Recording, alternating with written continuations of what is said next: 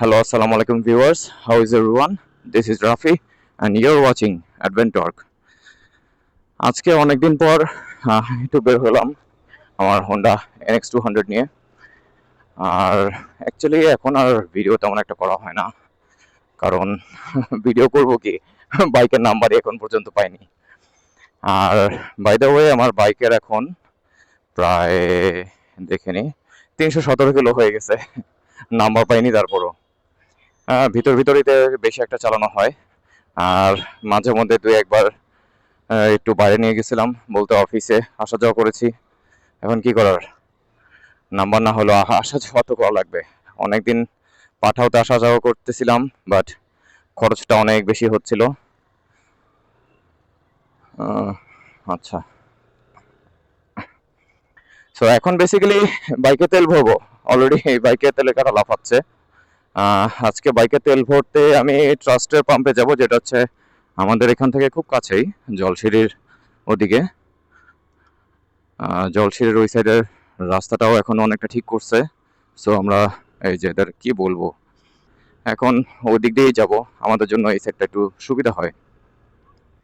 আর NX200 নিয়ে এখনো যেটা বলেছিলাম আপনাদেরকে, একটা রিভিউ ভিডিও দিব, বাট রিভিউ ভিডিও এখন পর্যন্ত আমি বানাতে পারিনি বা বানাবো না। কারণ হচ্ছে আমি এটা রিভিউ ভিডিওটা তখনই তৈরি করবো যখন আমার বাইকের 2000 কিলো কমপ্লিট হবে। That means my break in period will be complete.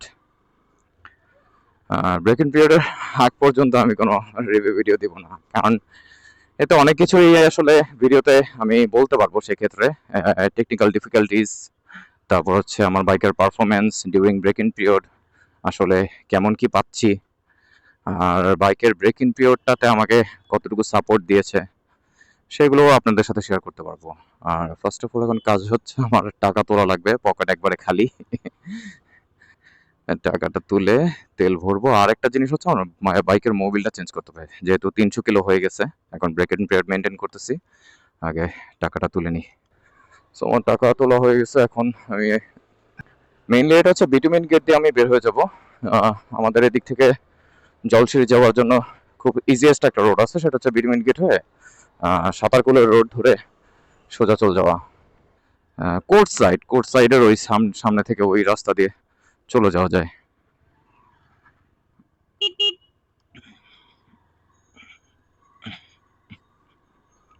এই রাস্তাটাকে অনেকে অ্যারাবিয়ান রোড বলে বা আরব কান্ট্রি রোড বলে।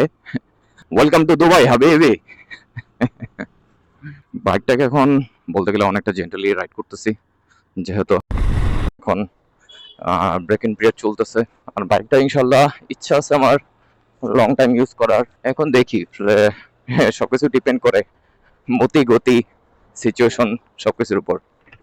আবার দেখা গেছে বাংলাদেশে যদি নতুন ভালো কোনো গাড়ি ঢুকে যায়, আবার ওইটার প্রতি যদি আবার আমার ইন্টারেস্ট চলে আসে, হয়তো আবার আরেকটা এইটা চেঞ্জ করে ফেলবো। আমার আসলে একটা ইচ্ছা, সেটা হচ্ছে যে সব সেগমেন্টের বাইকই চালা দেখার। তো সত্যি বলতে এটাই এখন একটু পূরণ করতেছি। আচ্ছা, আমার আমার ফার্স্ট বাইক ছিল হচ্ছে সুজুকি হায়াতি। আমি সুজুকি হায়াতি দিয়ে আমার বাইক চালানো শুরু। তারপর হচ্ছে আমি এক্স ব্লেড কিনেছিলাম। এক্স ব্লেড প্রায় অ্যারাউন্ড 3 ইয়ার্সের মতো আমি চালিয়েছি। দেন হচ্ছে আমি আবার কমিউটার স্পোর্টস, যেটা আমার সুজুকি এসএফ, ওল্ড এসএফ, ওটা তো আপনারা দেখেছেন অলরেডি। এসএফটা চালানো হয়েছে, আর এখন নিলাম হোন্ডা NX200। এরপর দেখি আবার অন্য কোনো সেগমেন্টের বাইক নাও ট্রাই করব। ওই যে বললাম না, আমার হচ্ছে বিভিন্ন সেগমেন্টের বাইক চালানোর ইচ্ছা, শখ বলতে পারেন আর কি। এই রাস্তাটা আসলে খুবই বাজে। ইটের যে এখানে সোলিংগুলো করা হয়েছে, এগুলো আসলে আমাদের বাইকারদের জন্য একটু পেইনফুল, কারণ এগুলো সাসপেনশনে এফেক্ট করে। ও, আমাদের এই সাইডটাতে এখন একটা গলফ ক্লাব করা হচ্ছে। এই পুরোটা একটা এখানে গলফ ক্লাব বানানো হবে। হ্যাঁ, বসুন্ধরার ভিতরে অনেক ডেভেলপমেন্ট হচ্ছে বর্তমানে। আমি যখন আসি শুরুর দিকে, তখন আসলে বসুন্ধরার ভিতরে এত বেশি রেস্টুরেন্টও ছিল না, আর এন্টারটেনমেন্টের অত বেশি কিছু ছিল না। এখন আস্তে আস্তে বাড়াচ্ছে ওরা। It's a good thing. যেটা বলতেছিলাম, it's a good thing that আমরা যারা এখানে বসবাস করি, আমাদের জন্য এটা বেটার। কারণ আসলে সবকিছুই বলতে গেলে বসুন্ধরা যারা থাকে তাদের জন্য সবকিছু অনেক দূরে হয়ে যায়, অনেক মানে যেমন বলতে গেলে ধানমন্ডি তো অনেক দূরে, জ্যামজট পার করে যাওয়া লাগে। এখন যদি সবকিছু যদি আমরা এদিকে পেয়ে যাই তাহলে তো আলহামদুলিল্লাহ, আর অন্য কোথাও তেমন একটা মুভ করা লাগে না। যদিও অফিস তো এখনো আমার অনেক দূরে। সো এটাই বসুন্ধরা এখন ট্রাই করতেছে ওরা ভিতরে, আমরা যারা আছি আমরা বসুন্ধরাবাসী তাদের জন্য আরো ফিজিবল করার, ফিজিবল ফর মানে এন্টারটেইনমেন্ট অ্যান্ড লিভিংস। বাট কস্টিং তারা কমাচ্ছে না, কস্টিং এর দিক দিয়ে দিন দিন তারা আকাশচুম্বী হচ্ছে। যাও যাও যাও বাবা, তোমার সাথে আমি পারাপারি করব না, কারণ আমার এখন ব্রেক ইন পিরিয়ড। ও এইটা হচ্ছে আপনার সাঁতারকুলে একটা খুব সুন্দর একটা মসজিদ। আমি প্রায় সময় বাবাকে নিয়ে এইদিকে নামাজ পড়তে আসি। মসজিদটা অনেক সুন্দর ভিতরটা, স্পেশালি জুম্মার নামাজটা আর কি এখানে পড়া হয়। আহ, এই ব্রিজগুলোর এগুলো এখনো ঠিক করা হয়নি। মোস্ট প্রবাবলি রাস্তা ফুললি কমপ্লিট হলে ওরা এই সাইডগুলোও ঠিক করে ফেলবে। আচ্ছা, বাইকের সম্পর্কে কিছু কথা বলি। যেহেতু আজকে আমার এই বাইকটা নিয়ে বের হয়েছি, অনেকে এই বাইকটা সম্পর্কে জানতে চায়, মানে কতটুকু কমফোর্টেবল, কতটুকু ফিজিবল। বাইকের মাইলেজ আমি কারেন্টলি ব্রেক ইন পিরিয়ডে এখন পাচ্ছি বর্তমানে 35। 35 ইজ মাই অ্যাভারেজ কনজাম্পশন। বাইকের হচ্ছে আরেকটা জিনিস, সেটা হচ্ছে বাইকের হ্যান্ডেলটা আমার মানে হাইট অনুযায়ী আমার কাছে মনে হয়েছে it's totally my personal opinion. এটা হচ্ছে আমার বাইকের হ্যান্ডেল বারটা মনে হচ্ছিল একটু উপরে, আগে ছিল এই জায়গাটাতে, আমি একটু নিচু করে নিয়ে আসছি। এটা আমার কাছে একটু কমফোর্টেবল লাগে আর কি, দ্যাটস ওয়াই। বাট যারা যারা হচ্ছে আরো উপরে রেখে চালাতে কমফোর্টেবল তারা ওইভাবেই চালাবেন, নো প্রবলেম। যে বাইকটা চালানো অনেকটা খুবই কমফোর্টেবল। বাইকের কোনো ভাইব্রেশন নাই। বাইক হচ্ছে লং টাইম চালালেও হাত পা কোমর ব্যথা করে না। আর হচ্ছে বাইকের সবচেয়ে মজার বিষয় হচ্ছে যে ভাঙাচোরা রাস্তায়, হ্যাঁ, তবে হ্যাঁ, সাসপেনশন কিন্তু একটু হার্ড এটার। এটা ফ্রন্ট সাসপেনশন ব্যাক সাসপেনশন দুটোই একটু হার্ড। জানি না এটা আসলে চালাতে চালাতে পরে আস্তে আস্তে সফট হবে কিনা। তবে স্টার্টিং একবারে শুরুর দিকে আমি যে পরিমাণে হার্ড পেয়েছিলাম, এখন একটু কম লাগতেছে আমার কাছে আগের চেয়ে। আর tyre grip is awesome. Tyre grip আসলে আমি খুব ভালো পাচ্ছি। ভাঙাচোরা রাস্তার যে গ্রিপটা সেটা হ্যাঁ আমি ভালো পাচ্ছি। প্লাস বালির রাস্তাতেও আমি যেহেতু এটার ট্র্যাকশন কন্ট্রোল আছে, বালির রাস্তাতেও খুব ভালো একটা সাপোর্ট পাচ্ছি। বাইকের একটা এবিএস সুইচটা দেওয়া উচিত ছিল, কারণ হচ্ছে বাইকটা নিয়ে সবাই তো পাহাড়ে চালাবে, তাই না? ম্যাক্সিমামই সবাই টার্গেট বাইকটা নিয়ে, টার্গেট না হলেও অ্যাটলিস্ট বাইকটা কেনার পর প্রথমত সবারই ইচ্ছা করবে যাই তো বান্দরবন ঘুরে আসি। বান্দরবনে বর্তমানে আফিলে যে পরিমাণে রাস্তা ভাঙাচোরা, আর যে পরিমাণে মানে টিউমার গুলো আছে, একটা এবিএস সুইচ দেওয়া দরকার ছিল, যেটা দ্বারা এবিএসটা নিয়ন্ত্রণ করা যেত, অফ অন করা যেত। কারণ আপিলে যখন আপনি আপনার এবিএস চালু থাকবে স্বাভাবিক, ভাঙাচোরা রাস্তায় বাইক স্লো করে দিবে। বাট আপিলে তো আপনার পক্ষে স্লো করা পসিবল না, তাই না? আপনার তো বাইকটাকে তখন পিক আপ দিয়ে উঠতে হবে। এখন ঠিক আছে, এরা হোন্ডা ইঞ্জিনিয়ারিং কিভাবে কি চিন্তা ভাবনা করছে আই ডোন্ট নো। হ্যাঁ, এটাও হতে পারে যে বাইকের পাওয়ার সম্পর্কে তো এখনো পর্যন্ত সেরকম মানে প্রপার আইডিয়া পাইনি। কারণ আফিলে যখন আমি বাইকটাকে টেনে যাব তখন কিরকম সাপোর্ট দিবে এটাও আবার ডিপেন্ড করে। যে আপনি হচ্ছে আফিলে হয়তো আপনি যখন স্লো করে দিল বাইক, বাট আফিলে আপনাকে সে পরিমাণে টর্ক সাপোর্ট দিচ্ছে, তাইলে প্রবলেম নেই। বাট আই থিঙ্ক হচ্ছে এটাতে একটা এবিএস সুইচ দিলে বেটার হতো। বাট আমি মোস্ট প্রবলি পাহাড়ে যদি যাই, ফার্স্ট অফ অল আমি ট্র্যাকশন কন্ট্রোলটা বন্ধ করে রাখবো, কারণ হুট করে বাইক যদি তখন ব্রেক চালায় এটা বিপজ্জনক। আচ্ছা, এই ব্রিজটা কি, এটার আসলে আমি নামটাও জানি না। I don't know the name of this bridge. এই সাইডটাতে আগেও আসা হয়েছে আমার। জলশরী এখানে যে একটা পার্ক আছে, সেই জলশরী পার্কে আমি এসেছিলাম আমার ফ্যামিলিকে নিয়ে। জায়গাটা সুন্দর। আরেকবার এসেছিলাম এক ভাইকে নিয়ে। আহ, একটা জিনিস খুব খারাপ লাগে যে এই যে দেখেন বাংলাদেশের এই নদীগুলো আস্তে আস্তে মানে সব জায়গায় নদী মরে যাচ্ছে। মানে আগামী 10 বছর পর আমরা কি করবো এটাই চিন্তা করতে পারি না, মাথায় আসে না যে 10 বছর পর যদি নদী নালাই না থাকে এই দেশটা কিভাবে বাঁচবে। Already environment pretty much toxic right now. এই জায়গাটাতে একটু খাওয়া দাওয়ার ব্যবস্থা করতে, যেহেতু রাস্তা ফাঁকা এখন হয়তো। ওয়াও, একটা গরু। এই ম্যান, হোয়াটস আপ। এই বাইকের সম্পর্কে একটা ফাইন্ডিংস আমার আছে, সেটা হচ্ছে যে এটার মানে Bluetooth connectivity. I don't know বাংলাদেশে কেন এই বাইকটাতে ব্লুটুথ কানেক্টিভিটি দেয়নি। অনেকে বলতেছে অ্যাপসে সাপোর্ট করে না, আবার অনেকে বলতেছে যে বাইকে কানেক্টিভিটি দেওয়া হয়নি। আহ, আমারও মনে হচ্ছে বাইকে কানেক্টিভিটি দেওয়া হয়নি, কারণ হচ্ছে আমি সেটিংসে যে সেরকম ব্লুটুথ কানেকশনের জন্য কোনো কিছু পাইনি। আর এটা কিভাবে কানেক্ট করা আই ডোন্ট নো, এখন পর্যন্ত আসলে আমার দেখার সুযোগ হয়নি। আস্তে আস্তে দেখবো, আসলে ব্যস্ততার কারণে অনেক কিছুই বাইকটার এখন ঘাটাঘাটি করে দেখা হয়নি, জাস্ট রাইড করেছি, দ্যাটস ইট। আচ্ছা, এই দিক থেকে বামে হচ্ছে কি বলে জলসুরি, জলসুরি এরিয়াটা। আমরা হচ্ছে এখন আমি জলসুরি দিয়ে চলে যাবো সোজা যে। এটা মেইনলি হচ্ছে আর্মিদের এরিয়া, সো এখানে আসলে ভিডিও করতে দিবে কিনা জানি না।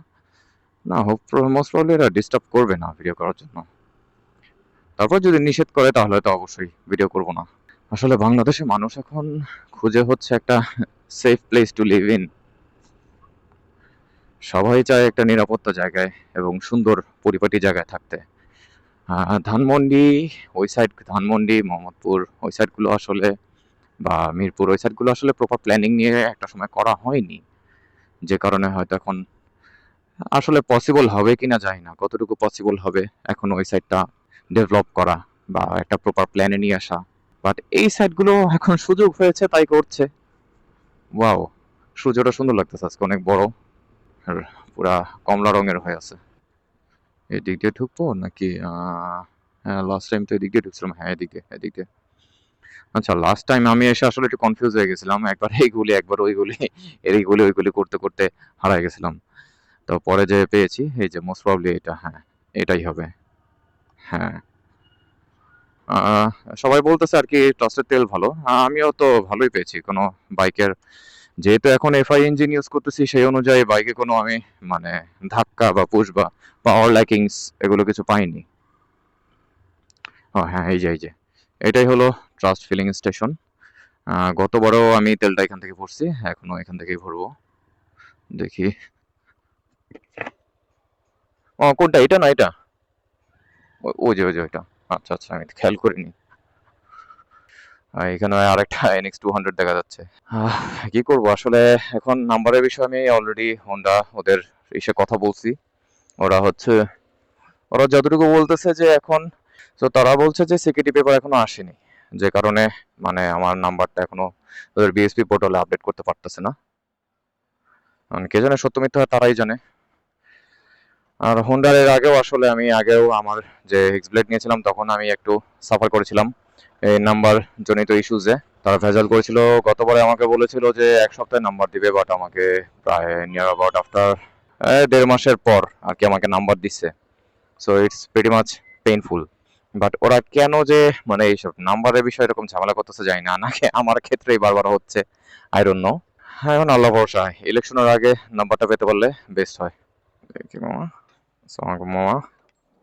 মামা, আপনি আমাকে 700 টাকা দিবেন, 700।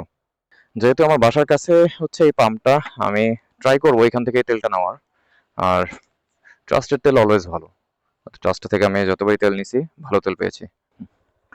যাক, আমার তেল নেওয়া শেষ আলহামদুলিল্লাহ। আমি এখন বের হয়ে যাব হচ্ছে, এখন আর যে দিক থেকে আসছে ওই দিক থেকে বের হবো না, আমি 300 ফিটের রোডটা দিয়ে বের হবো। আর 300 ফিটের রোডটাতে বের হওয়ার একটা কারণ হচ্ছে মেইনলি আপনাদের জন্যই। কারণ আমি ট্রাই করছি যে আপনাদেরকে মানে দেখানোর জন্য, মানে কোথা কোথা থেকে এক্সেস আছে এই পাম্পটাতে আসার, এইটা। আর সেকেন্ড অফ অল, আমার এই বাইকটা নিয়েও আমি একটু ভাঙা, ওই সাইডটার রাস্তাটা যেহেতু একটু ভাঙাচুরা আছে, আমি ভাঙাচুরার উপর দিয়ে চালাবো, আপনাদেরকে রাইডিং এক্সপিরিয়েন্সটা শেয়ার করব, যে ভাঙাচোরা রাস্তা এটা কিরকম সাপোর্ট দেয়। এই হচ্ছে ডানে দিয়ে গেলে হচ্ছে সোজা 300 ফিটের আপনার হচ্ছে কি বলে, এটা নীলা মার্কেট। হ্যাঁ, নীলা মার্কেটের ওদিক দিয়ে বের হওয়া যায়। প্রচুর পরিমাণে ধুলোবালি, প্রচুর, হিউজ।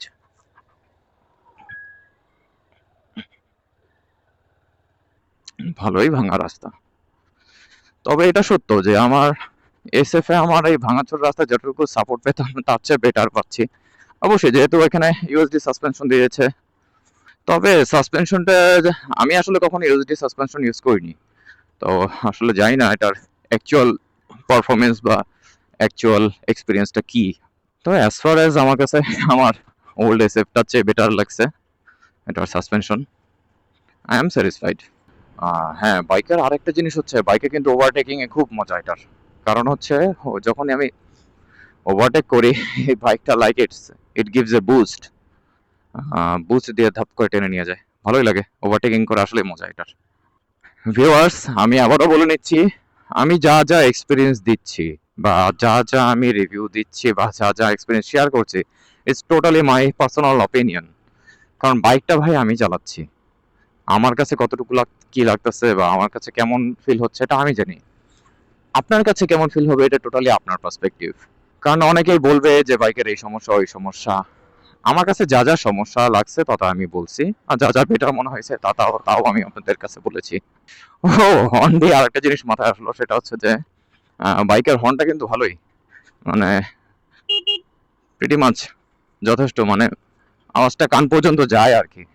হোন্ডার আগের বাইকগুলোতে হর্নগুলো খুব বাজে দিত আগে, যেমন আগে বলতে হচ্ছে আমি তো এক্সব্লেড চালাইছি, এক্সব্লেডের হর্নটা খুব বাজে পাইছি, লাইক পিক আপের সাথে হর্নের সাউন্ড আপ ডাউন করতো আমার। বাট এটার হর্নটা ভালোই স্টেবল। হচ্ছে হোন্ডার ওদের হেডলাইটটা একটু ইমপ্রুভমেন্ট করছে ভালোই। কারণ হচ্ছে আগে হেডলাইট করতো আপনার কি বলে থ্রটলের সাথে, মানে অ্যাক্সেলারেশনের সাথে হেডলাইটের পাওয়ার আপ ডাউন করতো, এখনো সেটা করে না, হেডলাইটের পাওয়ারটা স্টেবল। ভাঙা রাস্তায় কিন্তু ফিল হচ্ছে, পিছন দিকে একটু ফিল হচ্ছে, বাট সামনে হ্যান্ডেলে তেমন একটা আমার পেইন লাগতেছে না, যেমন আগে হাত ধরে যেত সেটা হয় না। আচ্ছা, এখন বামে দিয়ে বের হলেই নীলা মার্কেট। নীলা মার্কেটে তো থেকে বের হইলে আমি তো বাসা চলে যাবো। ভাই নাম্বার, ভাই নাম্বার পেয়ে গেছে, আমি শুধু নাম্বার পাই না, বুঝলাম না ভাই, সবাই নাম্বার পাচ্ছে শুধু আমি নাম্বার পাই না। এই যে দেখছেন, আমি কিন্তু ভাঙা রাস্তাগুলোতে, এই যে ভাঙাচোরা রাস্তায় আমি বাইকটাকে টান দিচ্ছি, আমি এক্সেলারেশন করছি, বাইকটা ভাগতেছে না, বিকজ এটা ট্র্যাকশন কন্ট্রোল এখন চালু করা আছে। ও করতেছে কি, আপনাকে ভাঙাচোরা রাস্তায় একটু স্লো করে দিচ্ছে। ভাইয়া, এক্সকিউজ মি ভাইয়া, ভাই 1 মিনিট কথা বলা যাবে? আচ্ছা ভাই, আপনি আপনি কিনছেন কোথা থেকে? আচ্ছা ভাই, আগে বলিনি, আমার রেকর্ডিং হচ্ছে ব্লগের জন্য, কোনো সমস্যা নাই তো? ওকে ওকে। আচ্ছা ভাই, আপনি বাইকটা কিনছেন কোথা থেকে? Bike valley. আচ্ছা, না আপনার দেখলাম নাম্বার চলে আসছে, আপনি কবে কিনছেন এটা আনুমানিক? 6 জানুয়ারি? না, আপনি তাহলে আমার অনেক আগে কিনছেন, আমার এখন নাম্বার পাইনি, আমি ওর কাছে বলতেছি অলরেডি 15 দিন পার হয়ে গেছে, তার নাম্বার দিচ্ছে না এখনো, মানে বলতেছে ব্ল্যাক কালার গাড়িতে নাকি নাম্বার আসে না এখনো, কারণ এটা সিকিউরিটি পেপার আসেনি। তাহলে দেখি হোপফুলি আমারটা হয়তো চলে আসতে পারে। আচ্ছা ভাই, thank you so much. Thank you জি, আসসালামু আলাইকুম, থ্যাংক ইউ ভাই। সো এনিওয়েজ ভিউয়ার, আজকে ব্লগে এ পর্যন্তই, দেখা হবে পরবর্তী ব্লগে। See you guys, tata.